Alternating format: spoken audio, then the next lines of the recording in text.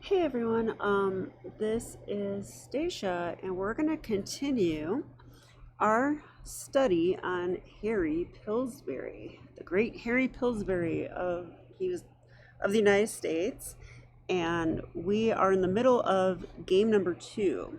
So this is Mieses versus Pillsbury, and this is a Hastings 1895 tournament game, which was the best tournament of Harry's life. We're just going to quickly review the first 13 moves. So here we go. Okay, so it was e4, e5, knight to c3, knight to f6, bishop c4, and bishop to b4. So I guess possibly looking to take on e4. Ooh, and I do remember that it can get crazy. I think you can play like this if you want. This might get really nuts, right? Like I think there's queen h5 here. Actually, is there queen h5 here? Maybe not. Maybe it's queen h5 here. Actually, I think it might be this move, because that threatens mate immediately, and then there's this, and then okay. All right, so he didn't do that though. He played bishop to b4, and Mieses answered with f4. Yeah, this is kind of like what I fear when I play with the black pieces. So this is a great game for us to look at least for me. All right, and he went d6. So wow, just protecting the pawn. Knight to f3, developing castles, and knight d5. So choosing not to develop a piece, but instead move this knight and counterattack the bishop, but allowing a trade here. So I'm not sure about that move. So takes, knight to c6. c3 was played, attacking the bishop. Bishop to c5, f5, yeah. So I do think that white should maybe be developing a little more than he is.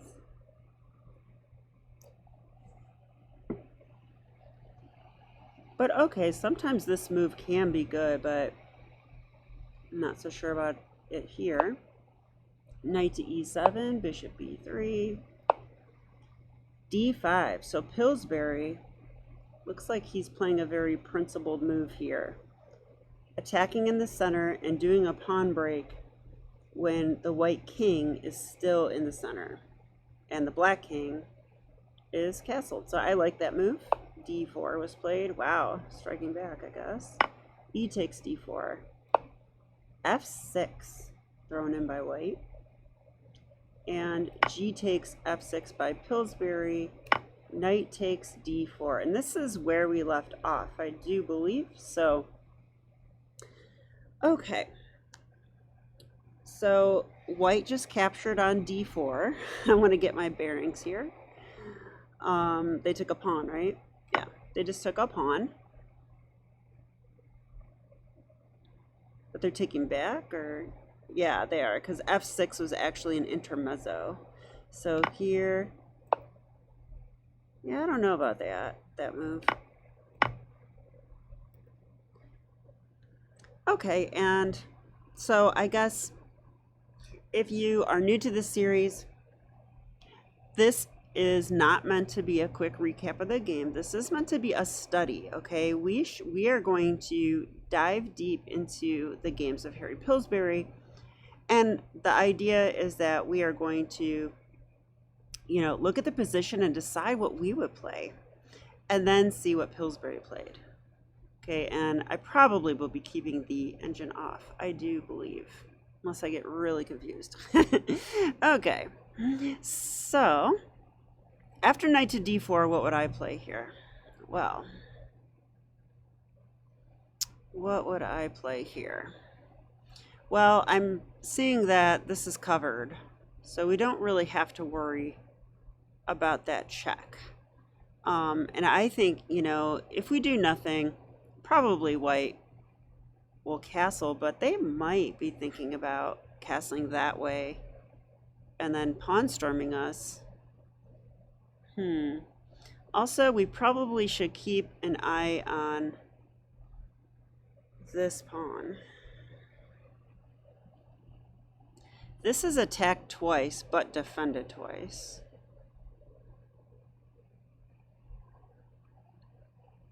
On the other hand, I mean, this pawn's just simply unprotected, right? So that's definitely the first move that I'm strongly considering here. We could also take the knight first if we want to, and then take. That's probably an option. Knight g6 comes to mind as well, but I don't think that looks necessary at all yet.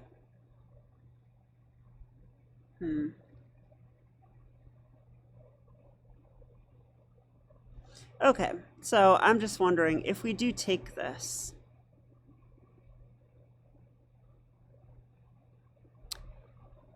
It would be really great to get in f5 and get some center control like that. I think that could be very interesting. Although if white does castle this way, the rook will be applying pressure. I'm a little skeptical if we can hold on to that, but that's an idea too. So, but do we even have to hold on to it? Probably not.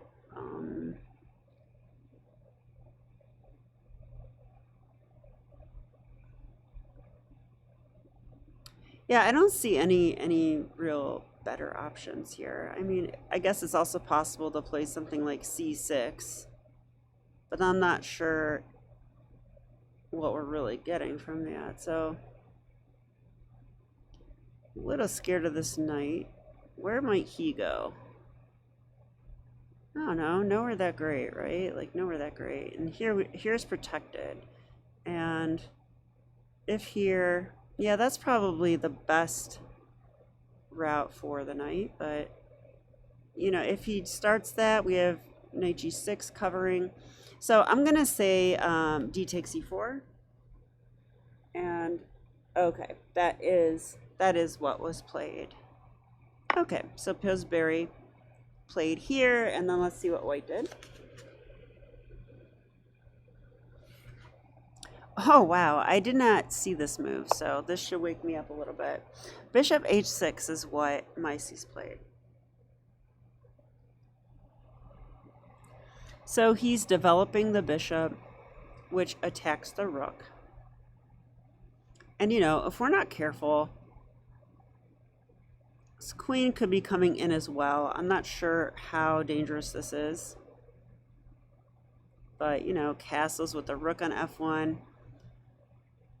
This bishop is also pinning here, so we need to be aware of that. Okay, so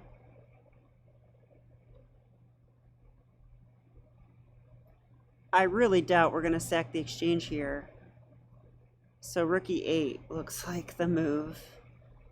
So I'm going to say rook e8. I mean, is there really any other option here? Kind of doubt it.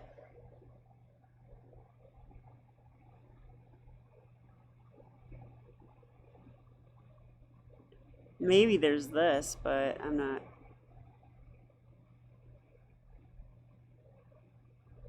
not very convinced by that. Because like here and here,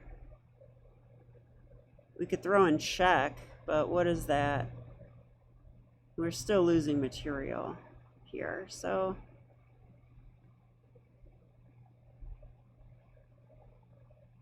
yeah, it's going to be rook e8. Okay. Okay, so on bishop h6, the book says, this looks threatening, but Pillsbury retort shows who is in control. Wow, seriously? So he does something else. He must do something else.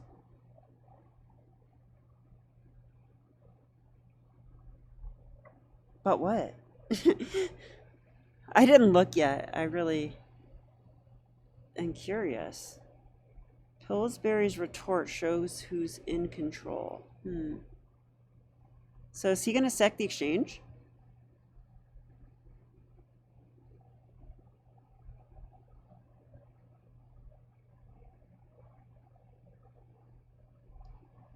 I mean, knight g6 is possible, you know. Knight g6, bishop takes f8, and bishop takes f8.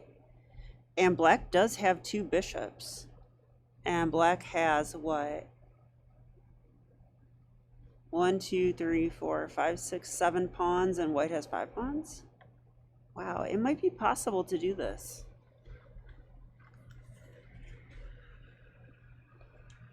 Wow. This is what he played. Wow. Did you see how quickly I dismissed this move earlier? He played knight g6. So he's saying, yeah, I'm willing to sacrifice the exchange, following Ben Feingold's rule. Always sack the exchange. And in return, his king will be much safer with a bishop on f8 and the dark square bishop for white gone. And he's got pawns, you know, he could play to hold on to this pawn, better development, better center control. You know, I have to believe that black's at least equal and maybe better. That is what I believe. So, okay. But I'm not turning on the engine, so we don't know. Okay. So it says after the insipid, oh, it gives a line on rook e8. So let's go ahead and look at this real quick.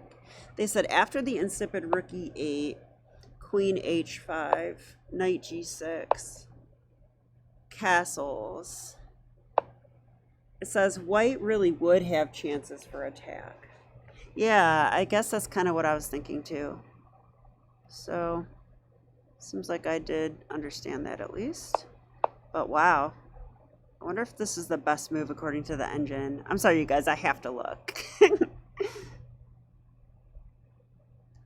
Wow. Yeah, it is. Well, it keeps throwing in a couple other moves. It's throwing in a couple other moves, but I don't want to mention them yet. But it does not mention rook e8 at all. So knight g6 is better, is definitely a better move. Okay, so white did take, oops, so it went here, and they did take, so, you know, probably bishop f8, unless we have some crazy intermezzo, but I don't see any. Yeah, I do not see any. Yeah, and this bishop is quite good, too, guarding some key squares over here, key attacking squares. So I would take on f8, and so they comment that on Mieses' move, bishop takes f8, they comment, he might as well, but now black's 2 pawns and minor piece for the rook provides superior chances. Wow, and Pillsbury surprised me here. Yeah, wow, this seemed automatic to me, and instead he played this one. Wow, I didn't really, I didn't even consider that.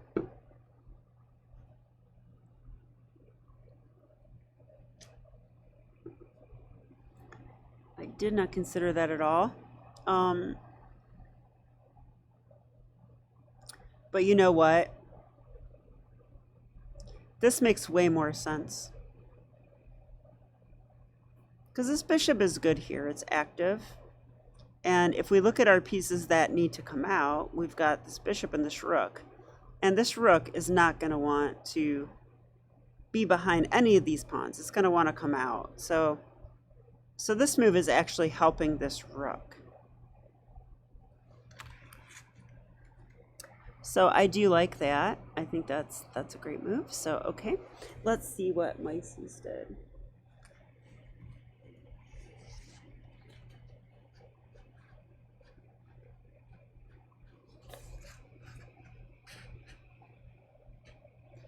Okay, so he goes rook f1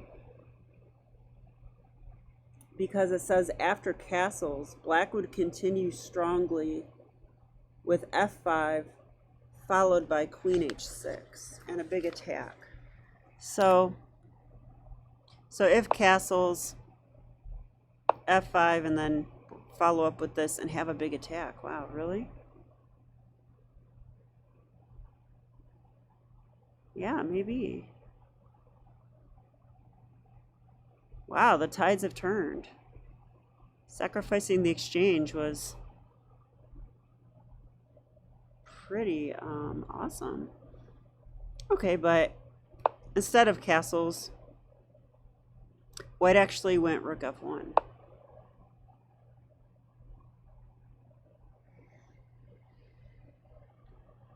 Okay, that attacks the f pawn. And there's no f5 because of knight takes or rook takes. Well, probably knight takes.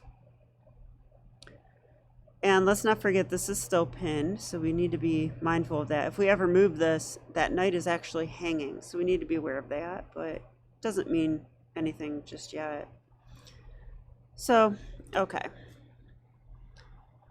It's time for us to decide how would we play compared to Harry Pilsbury. So what do we think he played here? Okay, we could develop our bishop. That's definitely an option. We could take the knight. I don't really see any good reason to do that. We could protect our pawn, you know, like something like this or this.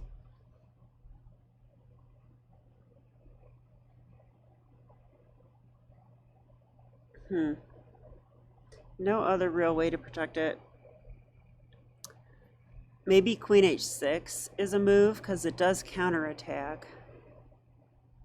Does counterattack.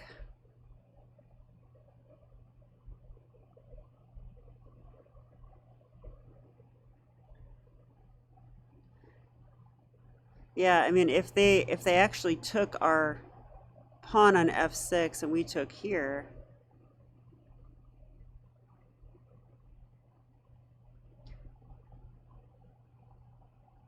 it doesn't seem like that rook has any threats after that. So I'm inclined, and we do have a threat. So I'm kind of inclined to think that maybe that's good. So, okay, queen h6 is my top candidate.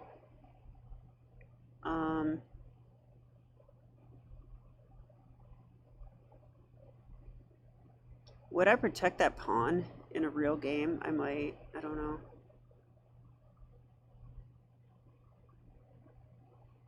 You know, this move looks really interesting too, doesn't it? Because, I mean, we would be threatening knight d3 at some point. So there is that. But if here right away and takes,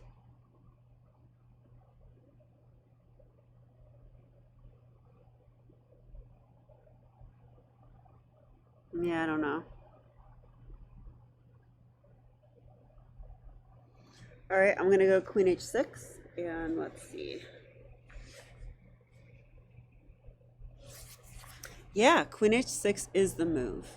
It says moving into action. Now rook takes f6, loses to queen h4 check. Oh, I didn't even look at that check. Yeah, I feel like I'm... See, I think this is what happens when I play way too much blitz. I start getting lazy and I don't look at all the forcing moves. So this is actually a great way to ground myself. Okay, so they're saying this. Oops, sorry about that. Queen h6, rook takes. They're saying queen h4 check here. So if queen h4 check, oh, that just wins the rook. Wow, that's a fork. Yeah, I missed that fork. I totally missed that fork. So I gotta open my eyes a little bit. It's not stuff I would normally miss. So, all right. Anyway,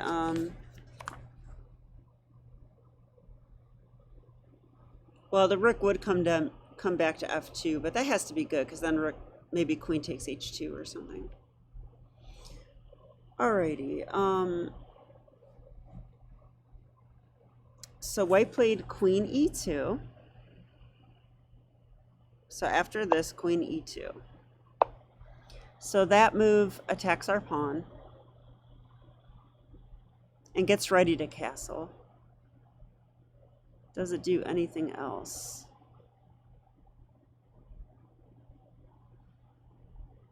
They could make a threat, but I feel like bishop here. Oh, that actually does attack this bishop though. Yeah, this move looks maybe. Yeah, that was a threat. So they have kind of a double threat. They can take the pawn, but they could also fork the bishop, and that's checkmate, isn't it?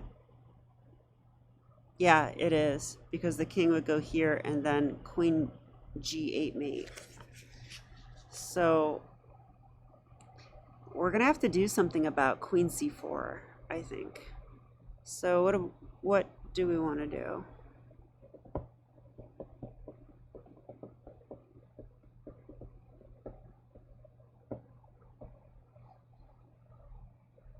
Queen c4.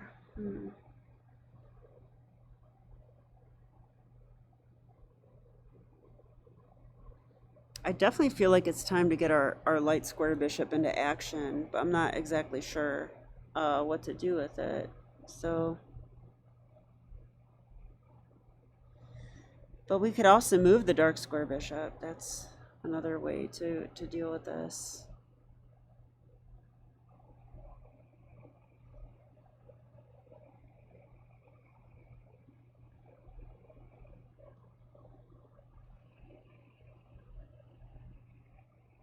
I really hate to take on d4, but we should consider it, I think.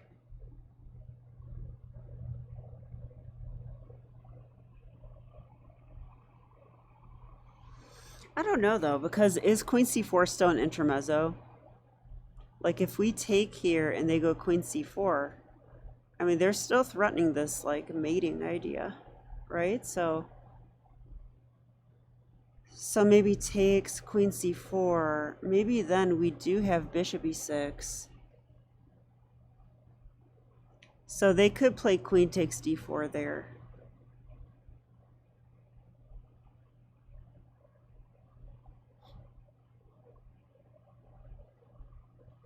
But I'm also wondering if they could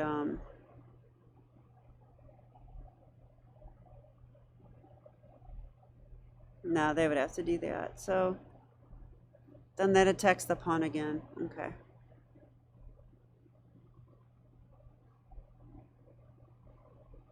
I'm not exactly sure what I would do.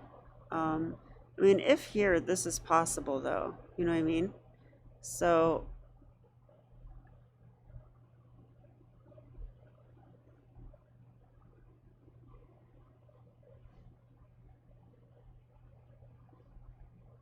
this does isolate that pawn, but we have to give up the two bishops if we do that though. So it takes, well, and like I said, there's even this intermezzo, and then after here, then takes. But maybe that's okay because then we take here. Now no one has the two bishops.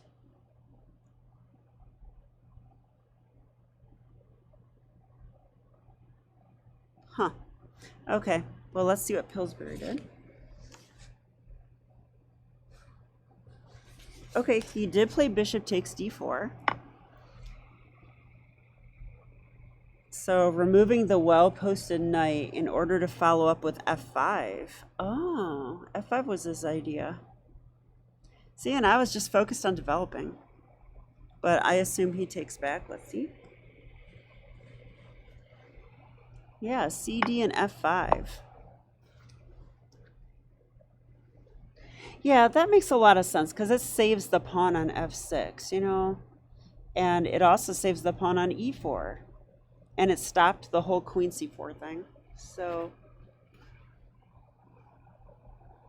we gave up the two bishops, but one thing I know is that if you're giving up the two bishops, you better get something for it. Well, he did. He saved his pawns, he got center control.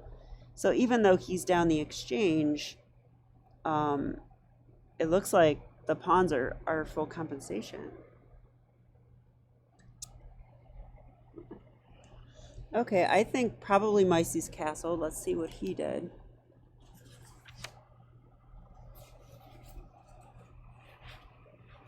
He played g4. Okay, guys, here's a key moment for us. All I can see is that there's a question mark after this move. So maybe we have something good here. So let's try to figure it out. If you want to pause your video, go ahead and do so now. But I am also going to work this out loud. Okay, so G4. So first of all, I want to know why did Mieses do this? What is he trying to accomplish here?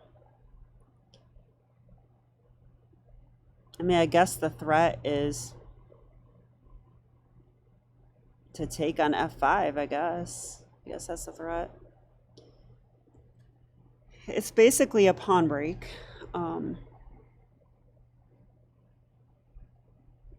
Or he wants us to take so that he can take on E4. Okay, but then the queen is lined up with the king. So if we could just get rook E8, it would have to be protected. Then we're going to win the game. Now, lucky for us, we do have this move, bishop to D7. So, you know, this actually would do it. That would do the trick. And if the bishop tried to block, we could take it with the rook. So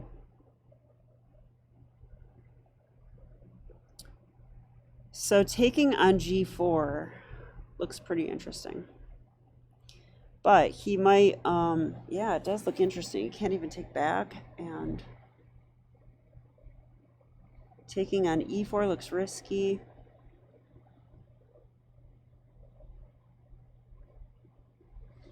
All right, so let's just say that we take, he takes, and we go bishop D7. What is he going to do there?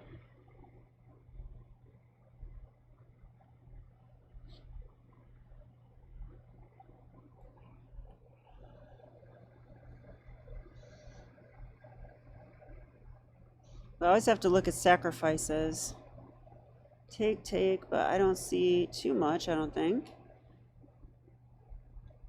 Take, there might be this.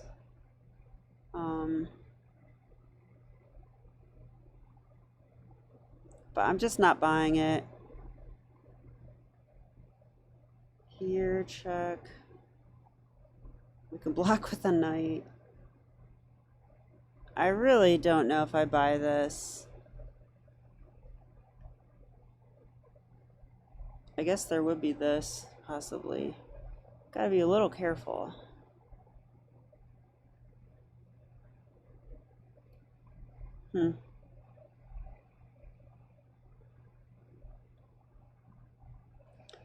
So, okay, what are the other options? We have this move. We have, we could push too. Also an idea.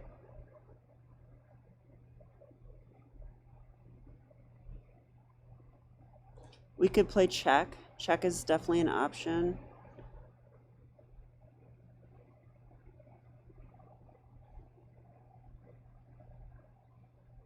Actually, that might be the best because we're actually forking the pawn as well, you know? So how would he deal with this check? If he blocks with a rook, we might even have knight f4. Threatening the queen and knight d3. It really feels like that just wins. Probably because it wins. So I don't think that he can block with a rook. That's not going to be good. So let's say he blocks with the queen.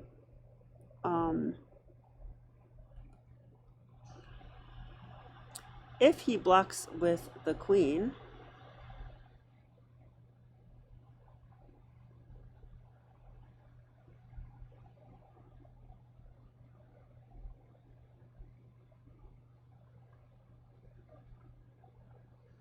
we could trade knight, probably rook takes. Takes, that's a lot of pawns. That's a lot of pawns.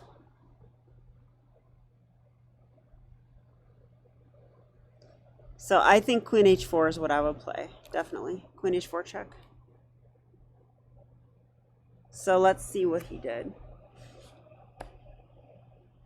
So on G4, the book says the final error. White still strives for attack. Necessary was G3 controlling the F4 square. So they're saying this to control that square. So clearly the knight's going to come in or the pawn. It's an important square. So, okay, but he played this and wow. Why didn't I look at this move? Knight F4 is the move. This is the move. It says a crushing blow. Yeah, wow. I saw this after the check, but not. I didn't change the move order. So, wow. That's a pretty nice move. We're attacking the queen. We're threatening check. Now, why is this a crushing blow, though? Because I'm thinking the knight getting here alone shouldn't win, but maybe it does. Maybe it does win, actually. Let's try to understand why this is so good. I mean, first of all, white could sack the exchange back. They could do that, but I think they better have a good follow-up, and the only one that, yeah, I don't know. I don't really see anything. I don't see any good follow-up at all. I mean, I'm trying to look at this stuff and this stuff, but it's not very good. So,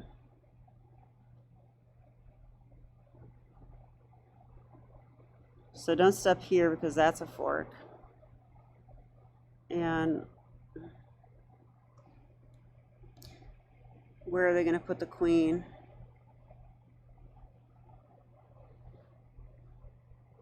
I guess they could try this bishop here.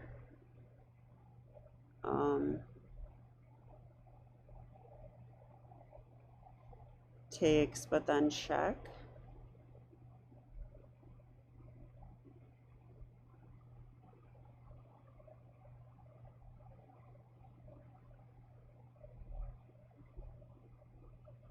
We still have this whenever we want it, and we have this too.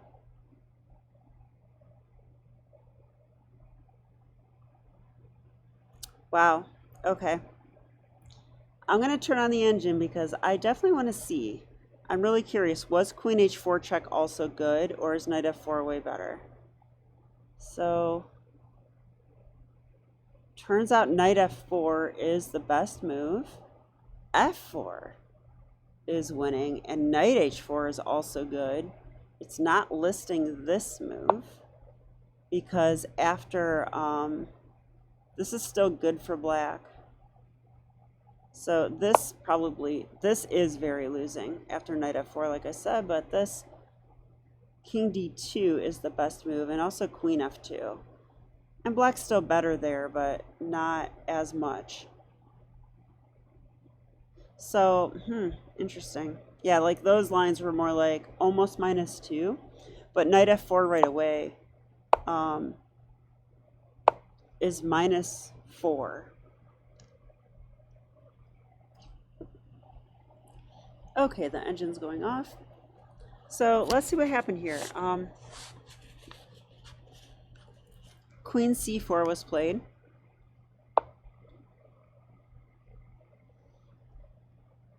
Okay, that attacks a pawn and threatens mate. So probably Pillsbury saw the mate. So I would consider this move, but you could also check right away. You could check here as well, or here.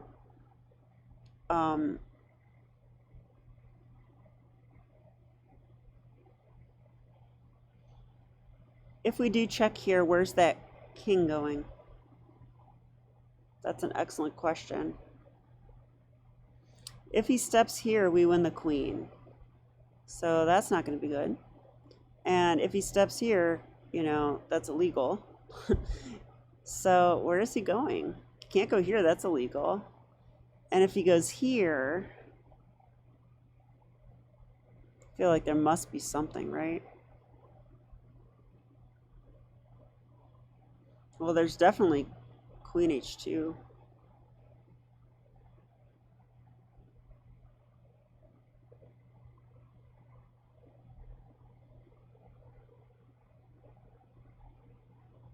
Queen h2, rook here. But then we have queen takes because the knight's guarding. So this is yeah, this looks way better than I first saw. I didn't really notice that we might be checkmating him. I mean, the king is like out in the open and doesn't have all that many squares because our queen's controlling a bunch of stuff and the knight's jumping in. So wow. I'm gonna say check because there's just too many follow-ups. All right, so in the game, it was knight d3 check, and he went king e2. Yeah, and they're saying, of course, king d1 and knight takes b2 wins the queen. And then here I said queen takes h2, and that is what happened. Okay, and they drew the diagram, and now king e3. Okay, let's try to play like Pillsbury. What are we gonna do in this position? Sure, there's lots of good options. So we have f4 check, we have, what else? There's f4 check, there's queen g3 check. There's bishop e6. There's knight takes b2. There's so many good options here. So many good options here, but let's try to mate this king. How are we gonna do it? I mean, queen g3. Queen g3. Yeah, I don't know. It's queen h4 too. Queen h4.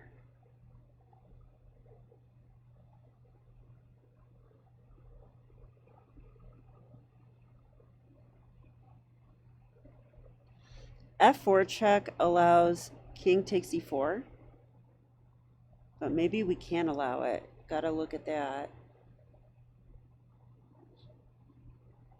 Like f4 check, king takes e4, queen e2, check.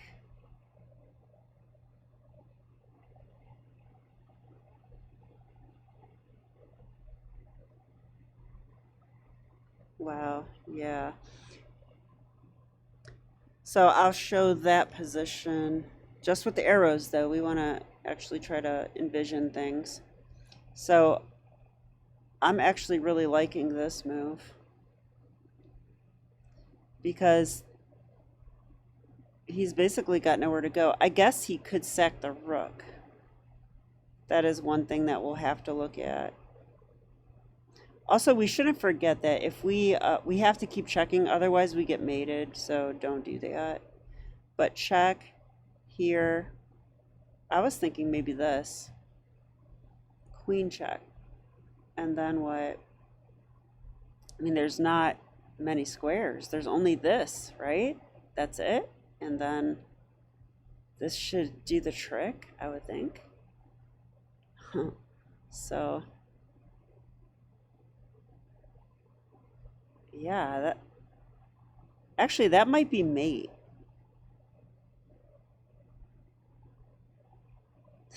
Don't even have to win the queen. I think that's mate, right? Like, I don't see how that's not mate. So let's put that on the board for a second, because I really like this move. It's very forcing, right? Like, where do you go? You pretty much got to take this, but then I get to check here. And once again, there is not that many places to go. This is covered. This is covered by the knight and the queen. So what do? You have to go here, right? And then this. Yeah, that is mate. That is a nice mate. I hope I get a mate like that in like a over the board game someday. Against a strong player would be even better. Okay, so I'm definitely a fan of this f4 check thing. So let's see what Pillsbury did. Yeah, he did it. He did f4 check. Okay, and it says the crusher. Now mate follows after king takes e4, queen e2. Wow, they're giving it. king d5, bishop e6 mate. Yay! It's not often I find the way they played, so I'm happy with that. Hopefully you guys found it as well. That would be great if we all did. All right, so wow, what a game by Pillsbury. Let's now, like I always like to do, I want to quickly go through the game and go through some highlights, like some key moments, especially moments that were moves that I didn't really consider or see, because that's where I have room to grow as a chess player. That's what we should all do.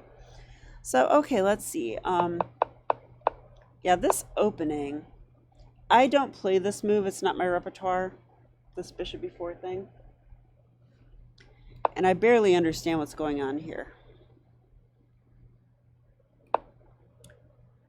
I mean, I don't think I'd play d6. And now I am going to check with the opening book. Wow, it's the main move. I would not have guessed that at all.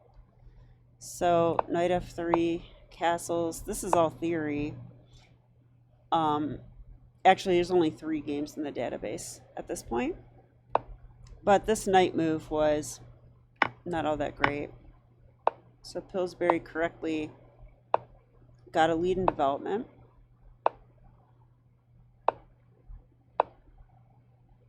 Yeah, and this d5 move, this is probably the first key moment. I really like this d5 move. Let's see if the engine likes it. Yeah, it does. Wow. So, I mean, he might have been from the 17th century, but he still was playing the top engine moves. Must have been cheating, right? Okay. d5, d4. I don't know about d4 for white. I think that's probably a mistake. Let's see if my intuition is right. It says d3 is the only move that keeps it together for white. d4 is second engine choice, though. Okay, so yeah, I don't know about that move. Pillsbury took. He takes there. Yeah, and I think the idea is actually to try and keep the pawn. So that's the first thing I'm noticing. But I think I would do that. Now, this is a big moment, though. He correctly saw that sacking the exchange gave him the best chances to win, which I think is hard to do. In a blitz game, I wouldn't even think too deeply about it, and I would probably sack the exchange. But in an over-the-board game, I would have to give it a lot of thought and calculate. And I have to admit, I don't think I would strongly consider it. I don't think so. So I'm really impressed by this knight g6 move. And queen takes f8, which actually these pieces never did get in the game because he checkmated white before he needed them. So that's unusual. Yeah, rook f1, very interesting. Queen h6, exclam. So black, I guess I did consider this move, but I mean, every normal person in the world would try to develop their bishop. But this is stronger because it not only does it sacrifice a pawn, but it wins material with a fork. So he had to see that, but also it's just a good move because the queen's more active. We're gonna target that, and we're on a very good diagonal now, which comes in handy. So that was a pretty threatening move by Mieses, and then, yeah, so this is a threat right now. So he correctly took the knight and then played f5. And now he is truly holding on to that pawn. And even though this bishop's on the starting square, it's doing a very important job right now because this is basically, in my opinion, it's the source of black's advantage. You lose those pawns and I'm not so sure, but okay. Yeah, and g4 I guess was the losing move. Yeah, and here's another key moment. This knight f4 move is very strong. I didn't see how strong it was because two reasons. I do have a blind spot sometimes for moves that post pieces that are not protected by pawns but protected by other pieces. I do sometimes have a blind spot for that. And, you know, we would have to look at this, I think, but it's not going to work. We could check for one. But even if we could even do this, this is probably okay also. This knight's too good. Okay, but yeah, this is brilliant the way he played it. He's like, go ahead, you can threaten me, but you're never going to actually do it. Instead, you're just going to march your king up and get checkmated. Pretty nice. I mean, look at these last few moves. It's interesting. Trades off white's best piece. Although this is a strong piece too. Maybe that's the best piece. Protects the pawn. And now white is trying to attack. But our knight comes in the center. The queen has to move. They threaten mate. That's probably the most logical move. But then check. And now the white king just like comes to the center and gets mated. Here, here, here, here. He just walks to the center and gets checkmated. So wow, very cool. So wow, I really enjoyed this game. This is I can tell now that I've looked at 3 of Pillsbury's games. You guys haven't seen the third one yet, but I will show it to you. I am noticing just how strong Pillsbury is. Like, some of his moves, several of his moves haven't occurred to me. But then when I turn the engine on, it's like listed close to the top. So I think I do have a lot to learn from Pillsbury, and my goal is to actually analyze 4 of these games. I will show all 4 of them to you guys. And then my plan is to make flashcards on the most, well, I guess on the top 10 moments to learn from. And then I want to, you know, basically master those flashcards. And then I'll move on with my life. That will complete my Pillsbury study. But I'm hoping that my chess will benefit from this. And I hope that it's entertaining and not too boring, and I hope you guys enjoyed it too. So this is Stacia, and I'll be back with more chess. Okay, bye.